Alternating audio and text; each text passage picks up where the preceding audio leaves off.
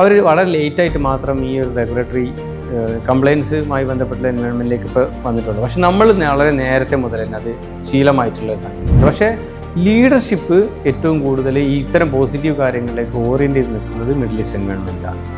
Indian ബിസിനസ്സുകൾക്കുള്ളൊരു ഗുണം എന്താണെന്ന് വെച്ച് കഴിഞ്ഞാൽ, ഇന്ത്യൻ ബിസിനസ്സുകൾ കുറേയും കൂടി ഈ കംപ്ലയൻസിലേക്ക് നേരത്തെ ഓറിയൻറ്റേഷൻ കിട്ടിയ ആളുകൾ. പൊതുവേ മിഡിൽ ഈസ്റ്റിൻ്റെ ബിസിനസ്സുകളുടെ ഒരു പ്രത്യേകത ഞാൻ കണ്ടിട്ടുള്ളത്, അവർക്ക് ഈ റെഗുലേറ്ററി എൻവയോൺമെൻറ്റിൻ്റെ ഭാരം വല്ലാതെ ഉണ്ടായിരുന്നില്ല. അണ്ടിൽ റീസെൻ്റ്ലി ഒരു പോസ്റ്റ് കൊറോണയിലാണ് അത് ആ ഒരു ഇംപ്ലിമെൻറ്റേഷൻ സ്ട്രോങ്. ഇപ്പോൾ ഈവൻ വാറ്റ് ഒക്കെ റീസെൻ്റ്ലി ആണല്ലോ അവിടെയൊക്കെ വന്നത്. അപ്പോൾ അവർ വളരെ ലേറ്റായിട്ട് മാത്രം ഈ ഒരു റെഗുലേറ്ററി കംപ്ലയിൻസുമായി ബന്ധപ്പെട്ട എൻവയോൺമെൻറ്റിലേക്ക് ഇപ്പോൾ വന്നിട്ടുള്ളൂ. പക്ഷെ നമ്മൾ വളരെ നേരത്തെ മുതൽ തന്നെ അത് ശീലമായിട്ടുള്ള സംഗതിയാണ്. ഇവിടുത്തെ ഒരു എക്കോണമീൻ്റെ ഒരു ബ്യൂട്ടി എന്താണെന്ന് വെച്ച് കഴിഞ്ഞാൽ, നമുക്ക് വലിയൊരു പോപ്പുലേഷൻ ഉണ്ട്. ആ പോപ്പുലേഷൻ ഇറ്റ് സെൽഫ് സസ്റ്റൈനബിൾ ആണ്. അപ്പോൾ അവർക്ക് അവരുടേതായിട്ടുള്ള സംഗതികൾ. പക്ഷേ ലീഡർഷിപ്പ് ഏറ്റവും കൂടുതൽ ഈ ഇത്തരം പോസിറ്റീവ് കാര്യങ്ങളിലേക്ക് ഓറിയൻറ്റ് ചെയ്ത് നിൽക്കുന്നത് മിഡിൽ ഈസ്റ്റ് എൻവയോൺമെൻറ്റാണ്.